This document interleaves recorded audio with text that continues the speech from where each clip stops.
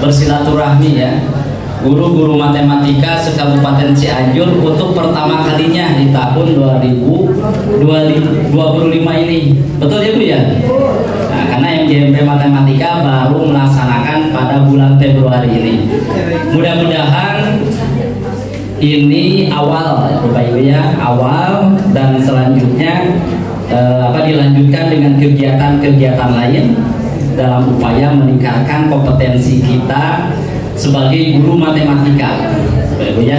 Karena sebenarnya kita sebagai guru itu kan Bapak Ibu sudah paham, tidak bisa berhenti untuk belajar Bu ya. Artinya harus terus belajar lagi. Karena banyak selalu hal yang baru ya, termasuk yang kita bicarakan hari ini. Di tahun 2024 kita tidak tahu akan ada yang namanya deep learning ini, gitu Bu ya. Tapi di akhir tahun 2024 mulai muncul. Nah, ini mudah-mudahan menjadi sarana ataupun media bagi kita untuk sama-sama belajar.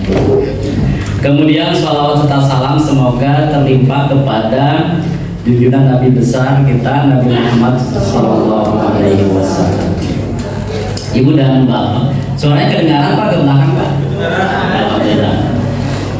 Kalau kita bicara tentang deep learning atau tadi ya kata pada Dharma PM ya, pesan malam ya. Pembelajaran mendalam. Tadi saya sampaikan ini satu hal yang bagi kita itu baru, Pak Ibu ya. Walaupun di negara-negara Eropa terutama itu sudah mulai di tahun 70-an katanya Bu. Ya, Bapak Ibu mungkin tadi Pak Dadang sudah nge-share naskah akademik, di situ ada. Bapak Ibu bisa lebih mendalami membaca dari naskah akademik tersebut. Gitu. Nah, di kesempatan hari ini Bapak Ibu kita punya waktu kurang dari 1 jam, Pak ya. Kalau materi ataupun landasan filosofi tadi saya kira sudah jelas ya. Bapak Ibu sudah bisa memahami apa yang disampaikan oleh Pak Dadang. Nah, hari ini di sesi kedua ini kita melanjutkan apa yang disampaikan oleh Pak Dadang. Tapi saya tidak banyak terhadap teori yang di naskah akademik itu. Artinya kita akan belajar bagaimana menerjemahkan itu ke dalam perencanaan kita. Gitu. Anggaplah ini sebuah RPP gitu. Walaupun ini belum banyak RPP ini ya, yang RPP yang tentang pembelajaran mendalam ini belum banyak. Dan saya pun mencoba menerjemahkan dari apa yang disampaikan di naskah akademik tersebut gitu. Saya coba terjemahkan ataupun diimplementasikan dalam sebuah perencanaan, gitu, dalam sebuah perencanaan pembelajaran. Itu Bapak dan Ibu. Saya langsung saja. Kalau tadi yang pertama ini jelas tadi Pak Dadang sudah menyampaikan Bapak Ibu ya. Berangkatnya dari sini, saya sedikit mengulas. Ini adalah kerangka kerja dari kurikulum, dari pendekatan deep learning atau pembelajaran mendalam. Pak Ibu tadi sudah disampaikan saat gamblang oleh Pak Dadang, saya sedikit mengilas. Di sini ada kerangka pembelajaran, ada pengalaman belajar, ya, ada prinsip pembelajaran, dan ada dimensi profil lulusan. Di mana akhirnya ya yang diharapkan dari pembelajaran mendalam itu ini dimensi profil lulusan ini, itu Bu ya. Jadi siswa-siswi kita setelah dari sekolah ini mempunyai dimensi profil lulusan yang 8 ini tadi udah dijelaskan. Nah, ini kerangka kerjanya Bapak Ibu. Kita akan coba nanti kerangka kerja ini kita implementasikan dalam sebuah rencana pembelajaran, gitulah, Bu ya. Kalau kemarin mah masih di kurikulum ini kita itu kan ramai dengan pembelajaran dan diferensiasi, betul Bu ya. Bapak Ibu baru juga paham kata para dhamma tadi, isu karek dipelajari, sore is ganti deui gitu kan ya. Bapak Ibu baru saja ya pembelajaran diferensiasi seperti apa. Sekarang muncul lagi pembelajaran mendalam. Tuh. Nah, sebetulnya nanti akan bertemu sebetulnya Bapak Ibu ya. Pada prinsipnya sebetulnya tidak ada yang sama. Nah, kalau kita kembali lagi, saya langsung ke pembelajaran, ke perencanaan. Nah, ini kan Bu ya, implementasi pembelajaran mendalam, asas susah itu Bu ya. Menyebutkan pembelajaran mendalam deh. Betul nggak Bu, asal lebih berat gitu. Implementasinya ini Bapak Ibu, tetap kita di kelas ada 3 tahap, ada perencanaan, ada pelaksanaan, dan ada asesmen. Ya, sama kan? Dari kurikulum manapun, dari pendekatan manapun, kalau kita ke kelas tetap ini, Ibu ya, ada perencanaannya, ada pelaksanaannya, ada asesmennya. Intinya ini, perencanaan itu apa yang dilakukan? Perencanaan di pembelajaran mendalam ini melalui refleksi guru terhadap diri sendiri. Jadi ada refleksi gurunya, karakteristik peserta didiknya, materi pelajarannya, sumber daya dan mitra pembelajarannya. Ini yang termasuk ke dalam perencanaan. Berarti kita harus mengidentifikasi semua ini. Nanti karakteristik guru atau refleksi gurunya bagaimana, karakteristik peserta didiknya bagaimana, ya, materinya juga bagaimana, sumber daya atau mitra pembelajarannya gimana. Nah, kita akan coba nanti di tahap ini masuk ke dalam pembelajaran matematika. Jadi saya ingin langsung nanti konteksnya itu langsung ke pembelajaran matematika. Karena kalau yang di naskah akademik itu contoh-contohnya yang matematika nggak ada, tapi hanya dijelaskan sekilas saja. Misalkan untuk aplikasi bagaimana, hanya itu aja ada. Kalau Bapak Ibu baca di situ ada refleksi bagaimana, aplikasi bagaimana, memahaminya bagaimana, ada di naskah akademik itu. Nah, nanti kita coba ke pelajaran matematika langsung. Nah, itu di tahap perencanaan. Di tahap pelaksanaan berarti Bapak Ibu pelaksanaan pembelajarannya tadi menggunakan prinsip berkesadaran, ya, bermakna dan menggembirakan atau menyenangkan, ya. Ada mindfulness, ada meaningfulness, dan joyful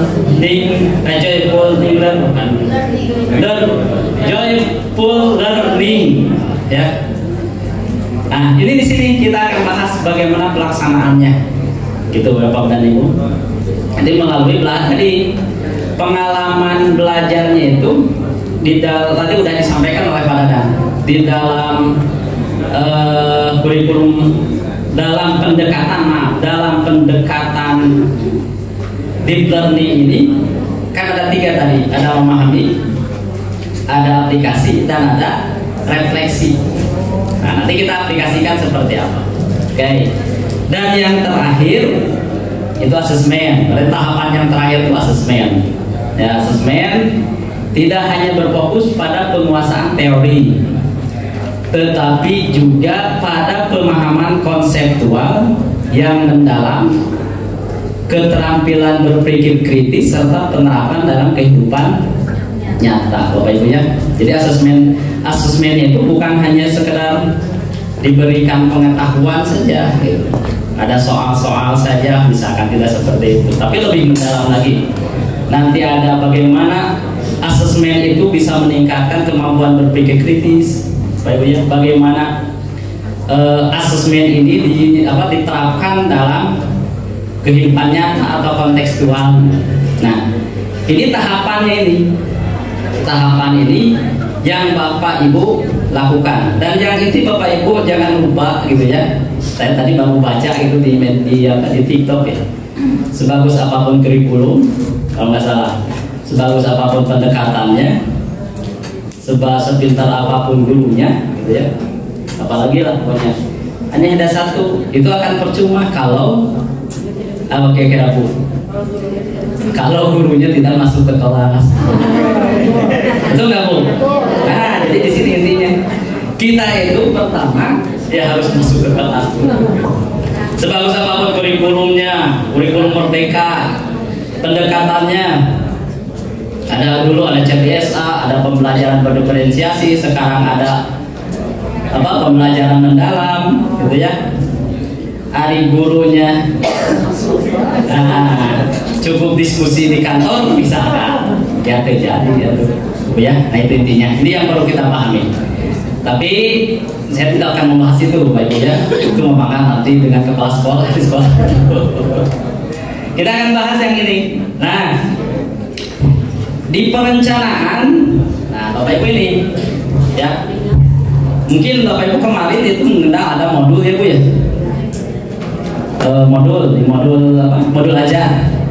Di modul ajar itu kan rinciannya Bapak Ibu dari latar belakang siswa terus kan sampai langkah pembelajaran asesmen itu ada. Nah, di sini pun hampir sama Bu. Pertama kita mengidentifikasi. Jadi kegiatan sebelum ke langkah pembelajaran kita mengidentifikasi. Apa yang kita identifikasi? Kesiapan peserta didiknya. Ya. Mungkin kalau kita matematika Bapak Ibu bisa kita mengidentifikasi prasyaratnya, gitu ya. Kalau kita bicara tentang bangun ruang datar misalkan, berarti prasyaratnya apa saja Bu? Bangun datar Pak. Ya sisi berarti tentang bangun datar, ya. persegi panjang, sudut. Nah itu kan harus kita harus tahu kemampuan siswa kita udah sampai mana. Tapi ya bisa juga motivasinya. Nih motivasi siswa itu gimana nih? Rendah, sedang, tinggi, gitu ya. Ya dalam matematika Bapak Ibu lah udah tahu sendiri pasti. Ketika ditanya yang minat matematika di kelas, ada nggak yang 50% yang jawab suka matematika Bu? Ya. Tapi bagaimana itu justru itu matematika gitu.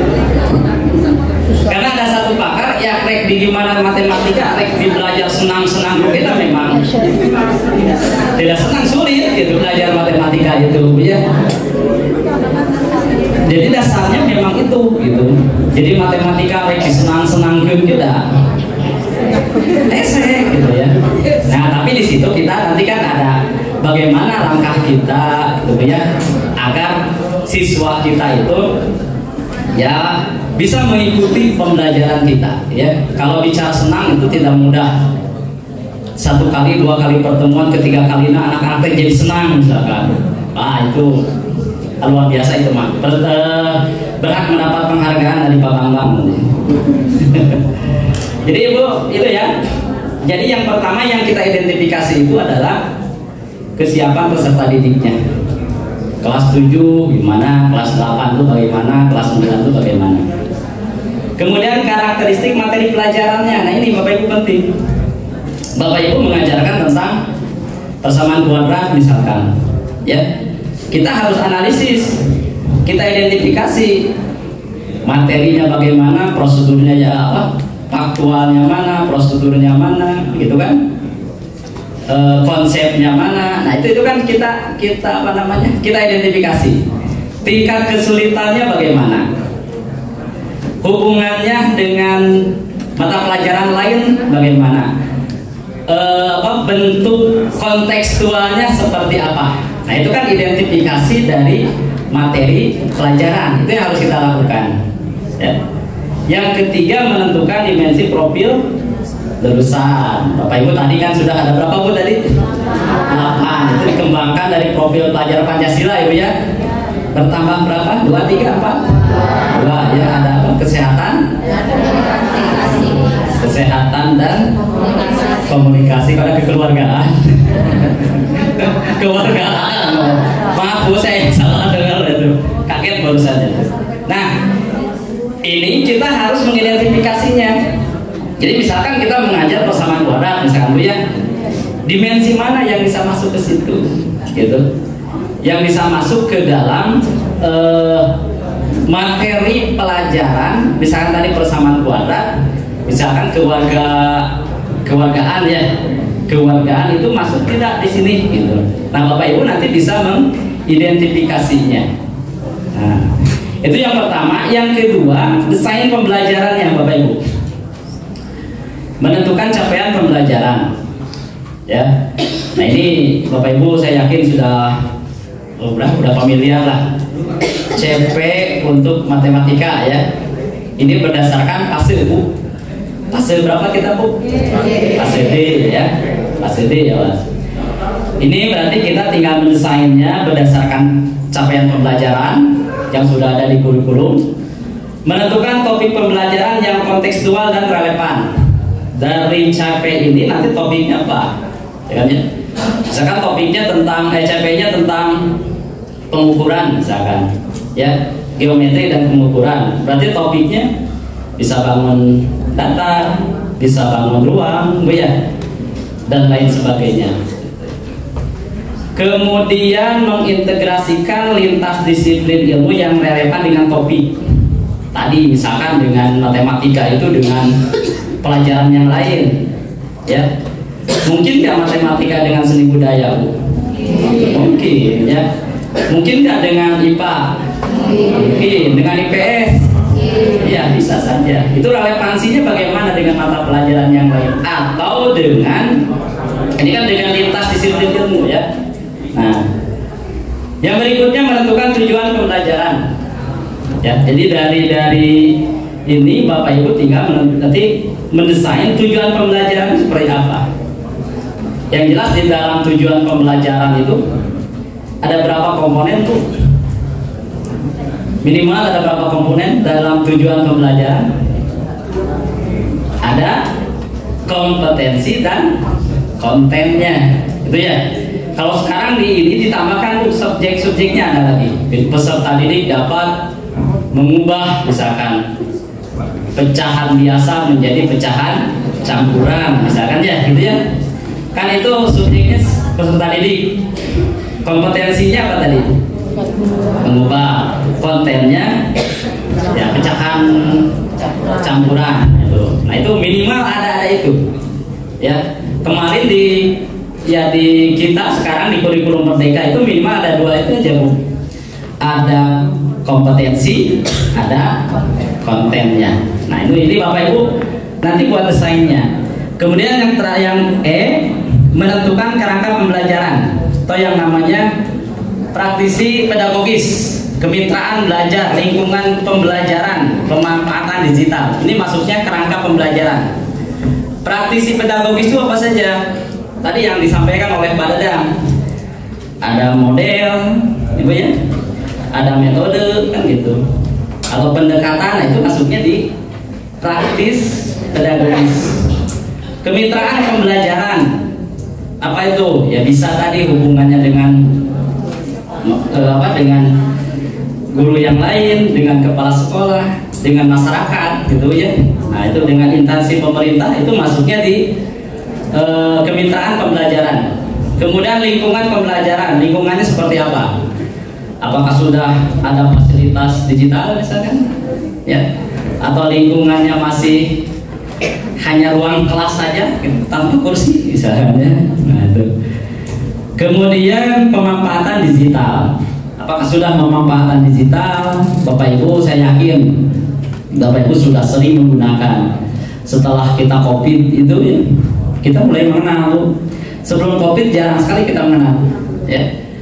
Ada Quizzes itu yang paling sering Bapak Ibu gunakan. Apalagi Bu? Kahoot, Classroom itu ya. Pada masanya kemarin itu naik daun. Sekarang tadi juga dibahas dengan kalau Pak Dadang lagi mantan gitu ya.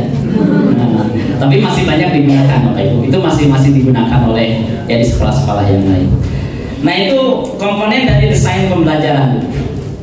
Nah, di sini yang ketiga pengalaman belajar.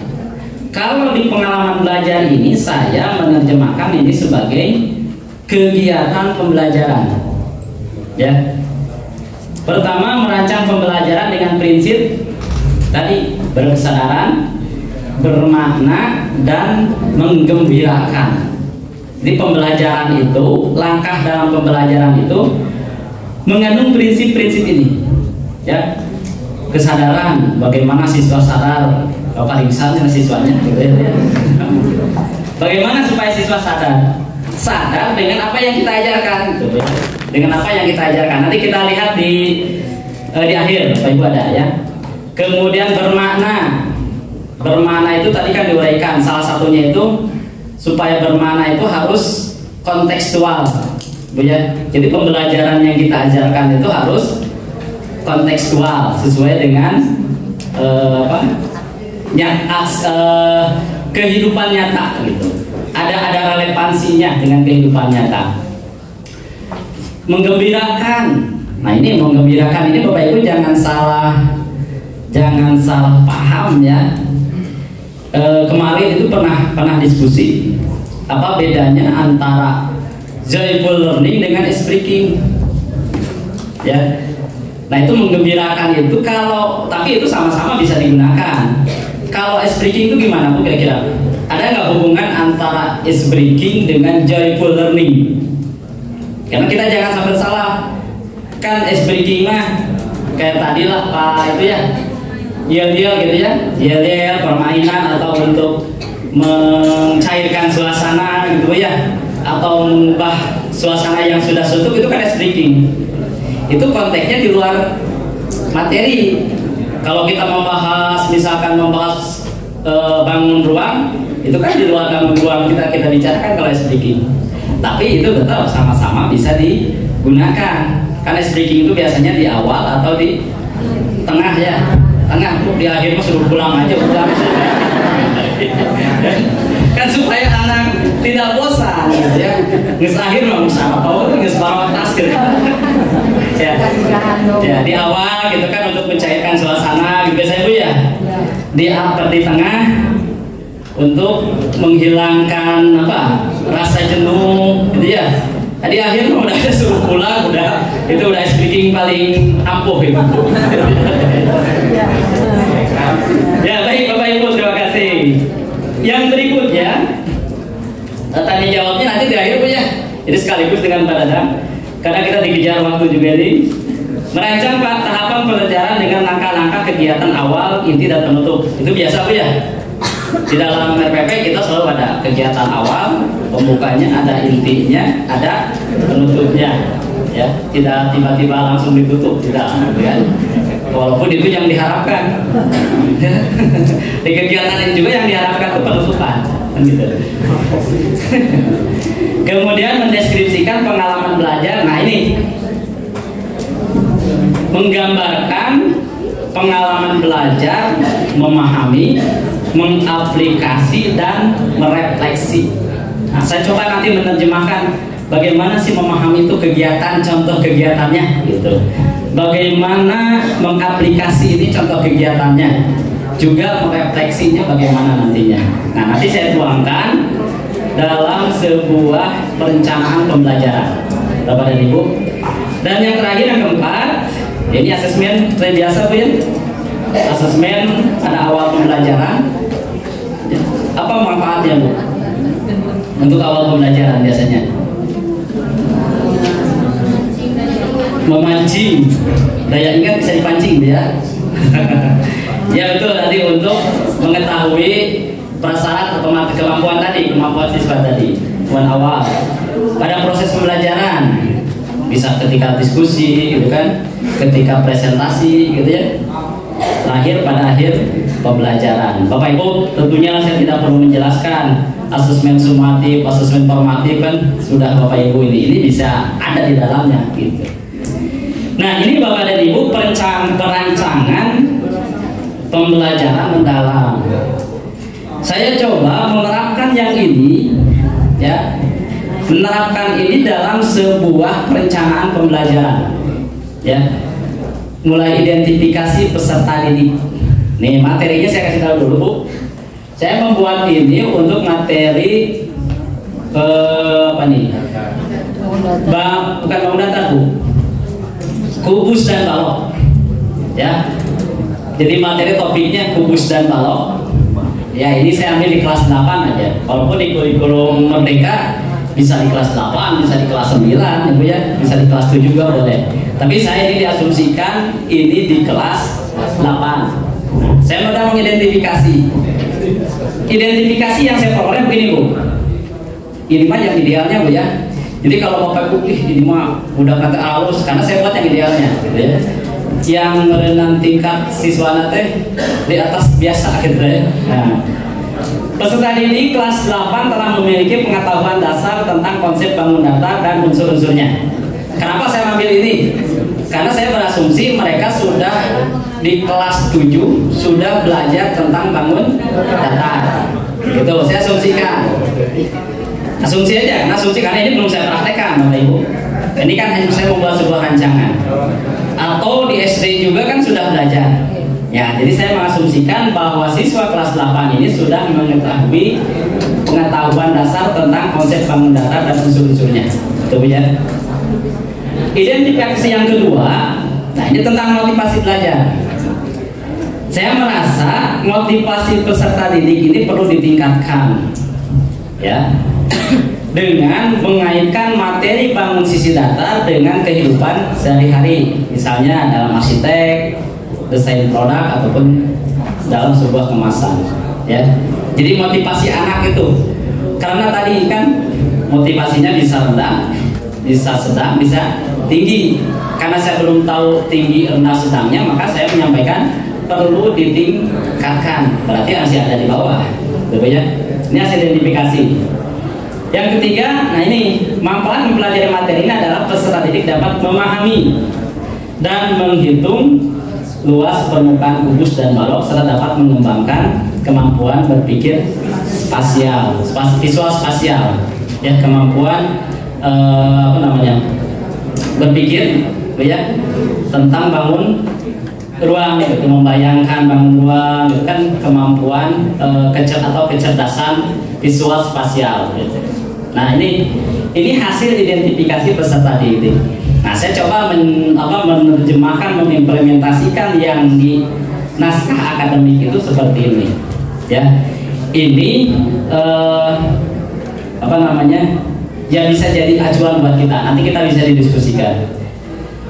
Yang berikutnya identifikasi materi pelajaran. Baik Bu ya, karena tadi di itu kan ada ya di komponen-komponen sebelumnya. Saya identifikasi seperti ini. Materi pelajaran yang akan dicapai ada pengetahuan faktual. Di faktualnya berupa apa? Ada definisi, ada rumus luas permukaan kubus dan balok. Jadi dua berarti saya mencantumkan untuk faktualnya, definisi dan rumus. Ya, faktanya, faktualnya. Konseptualnya apa? Konsep tentang luas permukaan. Proseduralnya apa? Yaitu langkah-langkah menghitung luas permukaan. Jadi saya ambil tiga ya, Ben. Ada faktualnya, ada konseptualnya, ada proseduralnya. Nah ini identifikasi materi pelajaran. Ya. Lalu apa relevansinya materi ini? Relevansi materi ini dengan kehidupan nyata sangat tinggi karena banyak ditemukan dalam berbagai bidang. Bangun ruang sisi data itu banyak, Bu ya. Sudah banyak sekali di kemasan makanan. Ya itu sudah kubus dan balok rata-rata lebih banyak. Tuh. Kecuali kalau yang paling bagus itu yang paling unik itu di kemasan makanan itu apa Bu? Kalau bagi saya yang paling unik itu Bu, baik itu santan tuh kara ya, itu paling unik. Dan saya dapat informasi itu paling mahal tuh desain itunya. Desain kan ada desain produk gitu Bu ya. Desain produk itu dibayarnya paling mahal katanya. Itu. Nah mudah-mudahan siswa kita juga kan itu bisa jadikan motivasi ke siswa. Ya. Kemudian tingkat kesulitan materi ini saya berasumsi sedang, ya bukan berasumsi ini karena kita sudah tahu materinya. Saya kesimpulkan sedang dan memerlukan pemahaman konsep dan kemampuan berhitung yang baik. Ini identifikasi pelajarannya. Ini masih ada. Struktur materi dimulai dari pengenalan bangun ruang sisi data. Jadi ini strukturnya: pengenalan bangun datar, unsur-unsur bangun ruang, maaf, pengenalan bangun ruang sisi datar, unsur-unsurnya hingga perhitungan luas permukaan. Sama nggak kira-kira Ibu kalau menyusun pembelajaran tentang kubus dan balok? Strukturnya seperti ini gitu ya. Untuk ujuk-ujuknya rumus permukaan kubus kan tidak begitu. Bapak Ibu pasti menyampaikan unsur-unsurnya apa saja, ya, ada sisinya, ada termasuk diagonal dan lain sebagainya. Nah, itu kan pasti belajar disampaikan. Integrasi nilai dan karakter dapat dilakukan melalui kegiatan kolaborasi, diskusi dan presentasi hasil kerja. Nah, jadi Bapak Ibu di pendekatan mendalam ini kita itu membuat identifikasi materi kita. Kan selama ini mah walaupun ada di modul gitu ya, biasanya singkat saja. Nah, kita identifikasi materi yang akan kita ajarkan itu seperti apa, karena nanti akan berpengaruh terhadap pengalaman belajarnya. Nah, itu Bapak Ibu. Yang ketiga, Bu, ya, ini mah pasti Bapak Ibu tidak ada masalah mata pelajaran yang terkait dengan ini. Ya, tadi sudah sampaikan ada IPA, bisa matematika sendiri, bisa seni budaya, ya. Kenapa? Karena materi ini materi tentang kubus dan balok tadi. Di pengetahuan alam pasti ada. Di seni budaya itu tentang desain tadi pasti ada. Ya, ini identifikasi yang terkait dengan mata pelajaran. Nah, dimensi lulusannya, Bapak Ibu. Nah, kalau kita biasa itu hanya menyampaikan begini, dimensi kelulusan, benar kritis, kreativitas, kolaborasi, mandirian, kan gitu ya. Nah, kalau kita hubungkan dengan materi kita apa? Saya coba hubungkan di sini. Penalam kritis melalui kegiatan apa? Kegiatan menganalisis dan memecahkan masalah terkait dengan bangun ruang sisi datar. Tuh, ya. Kreatif, merancang dan membuat model bangun ruang sisi datar, ya. Tapi tadi kata Pak ingat, bukan kita menyuruh anak membuat media, Bapak Ibu, ya. Di sini kita nanti ada ke bawahnya masuk, ini masuk ya. Membuat model bangun ruang sisi datar, nantinya dipresentasikan. Kolaborasinya bekerja sama dalam kelompok untuk memahami dan menyelesaikan tugas. Dan terakhir, kemandirian, bertanggung jawab atas proses dan hasil belajar sendiri. Apakah harus 8-8-nya ada, Bapak Ibu? Tidak perlu, ada 1 pun sudah cukup, ya. Ada 2 juga cukup, 3 juga cukup, 8 jangan 9, ya. Ya, tapi ya kalaupun saya kira cukup 4 itu cukup untuk materi bangun kubus dan balok ini.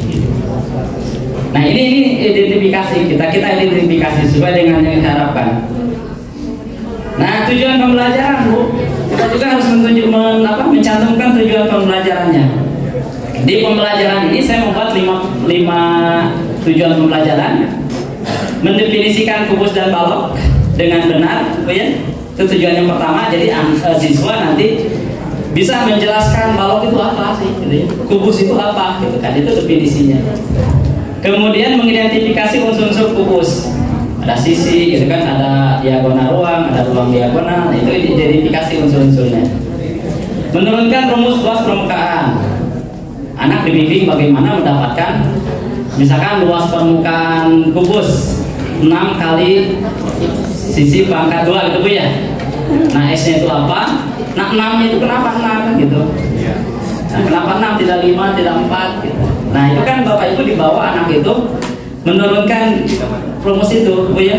Sehingga kalau nanti ada soal tentang kubus tanpa tutup, itu kan anak tidak akan tahu, dia tidak akan menghitung 6 lagi, ya Bu, ya. Nah, itu kalau kita tidak menyampaikan itu, pokok nama luas permukaan 6 kali S pangkat 2, pokok nama, gitu ya. Nah, bisa gitu, mesti ditunda. Nah, itu kan dalam matematika itu, Bu. Yang menjadi matematika sulit itu biasanya. Jadi dulu itu Mbak, ya. Dulu sok itu cina ngajar teh. Sekarang tidak, gitu. Kemudian menghitung luas permukaan, udah tahu rumusnya, baru dia menerapkan menghitung, mengaplikasikan. Dan terakhir menerapkan konsep luas permukaan kubus dalam konteks nyata. Ya, berarti nanti bisa kita berupa soal-soal kontekstual ya, atau yang tingkatnya udah hot gitu ya, high order thinking gitu ya, bukan yang lot lagi gitu. Nah ini tujuan pembelajaran Bapak dan Ibu. Nah, praktis pedagogisnya tadi saya sampaikan ini mengandung pendekatan, model atau metode. Di pembelajaran ini Bapak dan Ibu, pendekatannya karena tadi kita kan sedang membicara pembelajaran mendalam ya, berarti pendekatannya udah itu. Metodenya bisa, kalau dalam pembelajaran ini kita ambil PBM atau PBL, Problem Basis Learning, pembelajaran berbasis masalah. Bapak Ibu bisa menggunakan model-model yang lain ya. Metodenya ini ada diskusi, ada demonstrasi, ada presentasi, ada latihan soal. Ini metode yang kita gunakan. Kita identifikasi gitu ya. Ini kemitraan belajarnya, berarti tadi bisa berkaitan dengan guru mata pelajaran yang lain. Di sini saya tadi udah sampaikan ya, IPA memberikan konteks luas tentang bangun relasi data dan seni budaya di sini. Dan kalau memungkinkan, Bapak Ibu, nah ini ya, ini kalau memungkinkan kita bisa menjadi kemitraan dengan desainer produk misalnya ya. Kalau yang sulit ya jangan ya, atau ini mudah-mudahan bisa memberikan inspirasi dan contoh penerapan nyata. Ini kan bisa ada orang tua siswa yang punya profesi ini kan bisa ya. Nah ini tergantung situasi, tapi saya mencantumkan ini ya, karena ingin membuat yang ideal ini mah gitu ya. Nah Bapak Ibu, yang ke-8 lingkungan pembelajaran tadi juga diidentifikasi, ruang fisiknya bagaimana gitu. Bapak Ibu kan sudah tahu di sekolah masing-masing seperti apa gitu. Nanti ketika membuat perencanaan jangan harus mirip dengan ini ya, karena mungkin situasinya berbeda, kelasnya yang nyaman gitu ya, dilengkapi dengan alat peraga misalkan. Saya yakin semua model dari kubus dan balok ada tuh ya, ada itu setiap sekolah, apalagi yang negeri itu pasti ada Bu. Hanya kadang kitanya orang milarian gitu ya, nggak numpuk di mana model-model bangun ruang teh. Karena itu banyak di negeri, di sekolah negeri itu ada. Kalau yang swasta saya belum tahu, kecuali yang sudah mendapat bantuan mungkin ya. Ruang virtual Bapak dan Ibu, misalkan tadi ada Google Classroom ya. Saya beranggapan ini atau saya buat ini ada Google Classroom-nya gitu ya. Kemudian belajarnya aktif, kolaboratif, berpusat pada peserta didik gitu ya. Begitu nggak Bu di sekolah kita? Anak-anaknya aktif gitu ya, bisa kerjasama ya, berpusat kepada peserta didik gitu. Kalau belajar gurunya mah hanya menjadi fasilitator gitu. Begitu nggak Bu? Itu harapan kita Bu ya.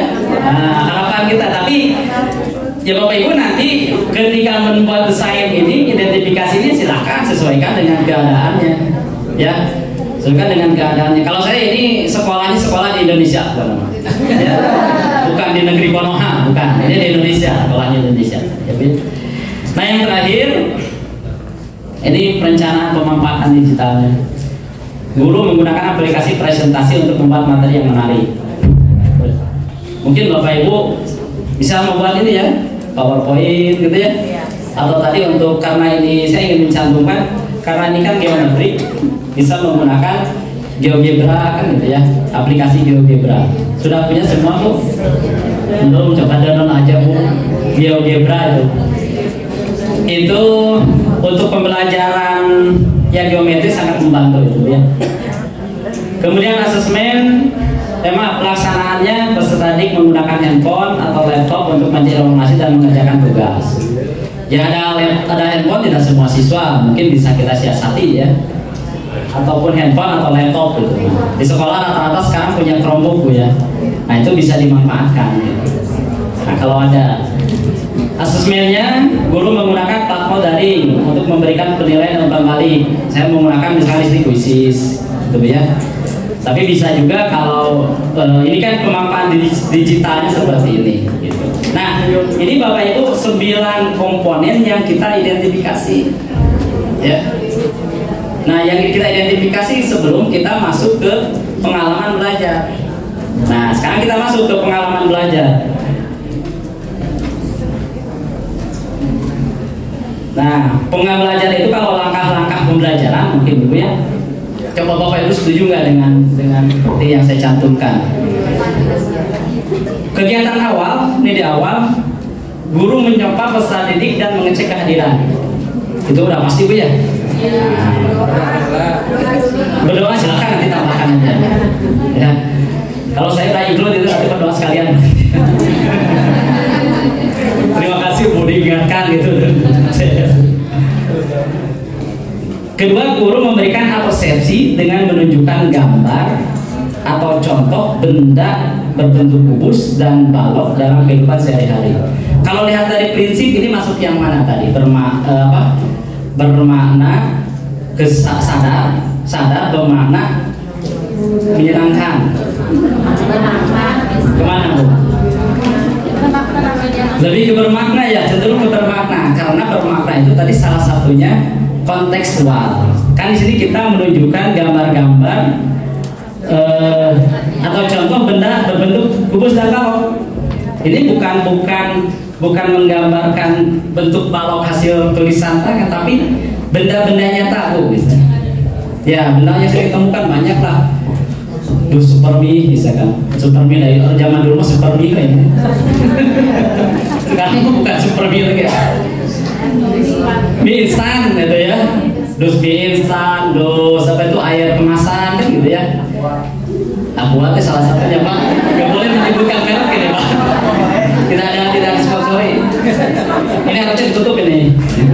Ya. Nah, Bapak Ibu, itu kita berikan gambar-gambar kontekstual ya, bata merah gitu ya. Sekarang makan di bangunan bukan bata merah lagi sekarang Bu, yang lebih banyak apa nih hebel. Yang kontekstual jangan bata merah susah, misalkan anak udah jarang melihat sekarang, betul nggak Bu? Jarang, apalagi di perkotaan lah ya. Kita cari benda-benda yang memang kontekstual gitu. Mungkin apa itu peti kemasan itu udah banyak, sering di jalan sekarang mah. Yang nganter-nganter ke minimarket ya, itu kan pakai mobil box. Nah itu kan bentuknya bisa dari yang sering anak-anak lihat gitu. Itu memberikan pengalaman kontekstual, berarti bermakna bagi siswa gitu. Kemudian guru menyajikan tujuan pembelajaran, menyampaikan tujuan pembelajaran. Nah ini masuk kemana Bu? Jadi 3 prinsip tadi aja. Sadar. Ya, anak itu bukan artinya sadar itu harus apa namanya? Bukan sebaliknya pingsan, tapi sadar bahwa dia itu belajar materi tersebut gitu ya. Dan tujuan salah satunya itu melalui tujuan, sampaikan tujuannya ke siswa Bu. Jadi kalau anak tidak tujuan, ya diajar namanya cerita kemana saya gitu. Kan gitu juga ya. Kalau kita kumpul di sini ada tiba langsung kayak ngomong ya. Nah, kita ngomong tadi ke mana gitu ya. Tapi kalau kita lihat ini kan ada pada temanya ini. Ibu ya. Nah, ke siswa pun menyampaikan tujuan itu salah satu prinsip berkesadaran. Ya, jadi ini saya mudah-mudahan itu cocok gitu ya. Mudah-mudahan bentar ini. Memberikan motivasi dan mengajak peserta didik untuk berpikir tentang bagaimana konsep luas permukaan dapat diterapkan dalam berbagai bidang. Berarti tadi kita sampaikan fakta-fakta ya, fakta-fakta yang kontekstual yang berkaitan dengan kubus dan balok ini misalkan ya. Misalkan tadi contohnya seorang profesi desain produk gitu ya. Itu kan bisa dijadikan ibu bapak bisa bercerita seorang desain produk itu dibayarnya bukan abal-abal itu ya. Desain produk itu mahal Bu dibayarnya Bu gitu ya. Bisa diceritakan ke bapak diceritakan ke siswa itu gitu. Mudah-mudahan itu jadi motivasi. Seorang arsitek, seorang insinyur sipil misalkan ya. Itu kontraktor sipil itu bukan abal-abal dibayarnya mereka itu ya. Nah, itu bisa disampaikan. Yang konsep dengan kehidupan siswa gitu, yang ada di lingkungan siswa. Nah, ini Bu yang intinya. Ya, kegiatan ini tadi kan kegiatan awal Bu ya. Mereka penutup ya, tenang Bu. Mereka penutup. Ini waktunya jadi ngebut ini. Nah tadi di kegiatan inti itu kan kita ada 3 ya Bu ya. Di pengalaman belajar itu siswa itu bisa memahami, siswa mengaplikasi dan merefleksi. Nah dalam pembelajaran ini kita lihat memahami itu apa yang bisa kita lakukan. Yang saya cantumkan di sini, pertama guru memfasilitasi diskusi kelompok tentang definisi dan unsur-unsur gugus dan balok. Ya kan? Anak berdiskusi. Jadi di awal diajak berdiskusi. Diskusinya itu teknisnya silakan. Nanti oleh kita gurunya mau seperti apa? Apakah diskusi keseluruhan gitu ya? Dengan dipandu oleh kita gurunya, bisa itu ya. Nah, ini kan memberikan anak supaya bisa paham. Bukan sekedar menghafal. Kalau menghafal kan belum paham ya. Menghafal itu belum termasuk ke memahami, bukan menghafalkan. Nah itu ya kalau mendalam itu di pembelajaran mendalam itu, makanya mulainya memahami, mengaplikasi, merefleksi. Tidak ada C1 Bu ya. Kan C1 mah menghafal gitu. Jadi kalau pertanyaan sebutkanlah bangun ruang sisi datar, kan itu hafalan. Ya, nah kalau pembelajaran mendalam itu tidak seperti itu harapannya, tapi lebih mendalam lagi. Nah, jadi ada diskusi. Pertama, guru memberikan penjelasan tentang konsep luas permukaan dan cara menghitungnya. Ini kegiatan memahami dan memberikan contoh soal dan penyelesaiannya. Biasa kita Bu ya. Dan kita biasa materi mengajar mereka begitu, jelaskan beres contoh soal gitu ya. Nah perhatikan berudak gitu kan ya. Tinggal ya malah seperti karena kalau dibahasakan bingung Bu ya. Maksudnya kalau saya bahasakan artinya ya kan secara umum gini, menjelaskan tentang konsep luas dan permukaan dan cara menghitungnya. Ini kan prosesnya di sini Bapak Ibu kita ya. Ada guru yang langsung rumus kata iya ayam gitu kan. Tapi ada yang tadi dari awal, mulai dari jaring-jaring Bu ya. Kan menjelaskan rumus itu berarti dari jaring-jaring dulu.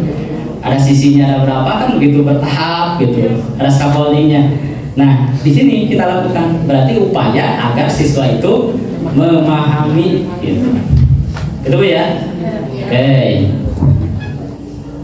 Nah, merefleksi bagaimana?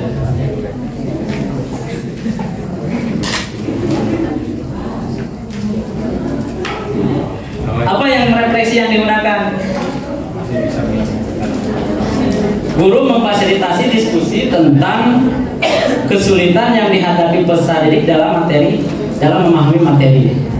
Berarti siswa diajak merefleksi nih, udah belajar, kita sudah belajar apa kesulitan yang dihadapi seperti apa, gitu ya. Walaupun pada kenyataannya kan, ngerti tuh, ngerti, paham tuh, paham, bisa ngerjakan soalnya, bisa. Ya, ngajar siswa kita memang fakta banyak seperti itu. Ya, saya mengalami juga sama Bapak Ibu ya. Jadi pas aku ngerti bisa ke semuanya begitu ya. Jadi kita anak kan diajak merefleksi. Tadi kita sudah belajar ini di mana nih kesulitannya. Itu kegiatan refleksinya. Kemudian kita memberikan umpan balik dan penguatan. Ada siswa yang mengeluhkan,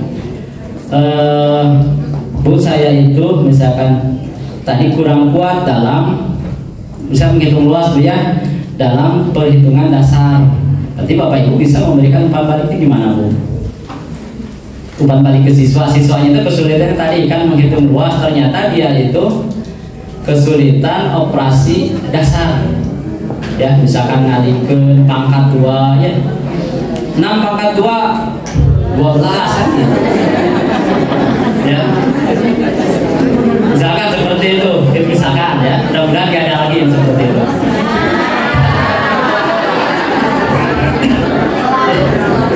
Ya tugas kita Bu ya. Saya ingat itu dulu di ngajar di itu ya, ngajar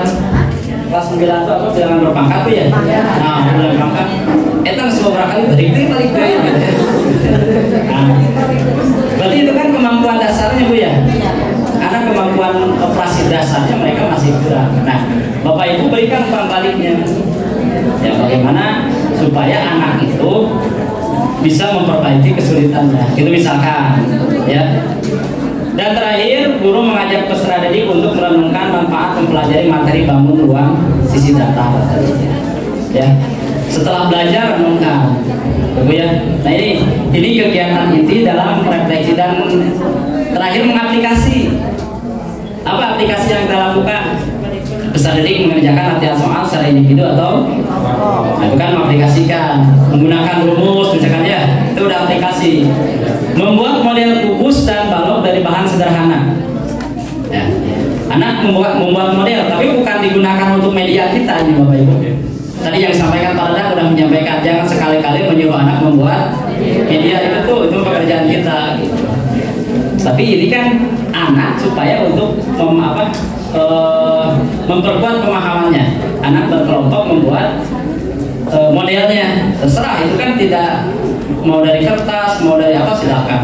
Suka kayak mau tidak plat bersih plat gitu dilas bisa dijadikan itu Bu, bisa dijadikan keropak gitu.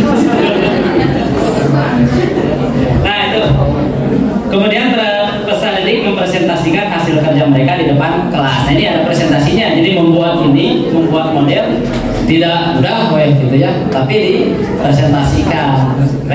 Misalkan modelnya itu mereka mempresentasikan bisa membuat model, kemudian kita tugaskan diukur ya itunya, panjang, lebar, tingginya. Nanti mereka presentasikan luasnya seperti apa gitu. Jadi kesana maksudnya. Jadi bukan sekedar buat udah gitu, tumpuk di lemari kelas di belakang, numpuk lebih kabulkan gitu ya. Nah ini kegiatan-kegiatan di pengalaman belajar. Jadi sama, ada kegiatan awalnya, ada intinya. Nah intinya itu tadi ada 3, ada memahami, ada refleksi, ada aplikasi. Tunggu ya. Nah ini yang ditunggu-tunggu. Ya. Ini udah biasa Bapak Ibu lakukan. Biasa. Menyimpulkan pembelajaran, memberikan tugas, Bu ya. Nah, tugasnya satu gitu. Dua ya tugasnya gitu ya. Dan terakhir menyampaikan informasi tentang materi yang akan dipelajari, kemudian menutup pembelajaran. Wassalamualaikum warahmatullahi wabarakatuh.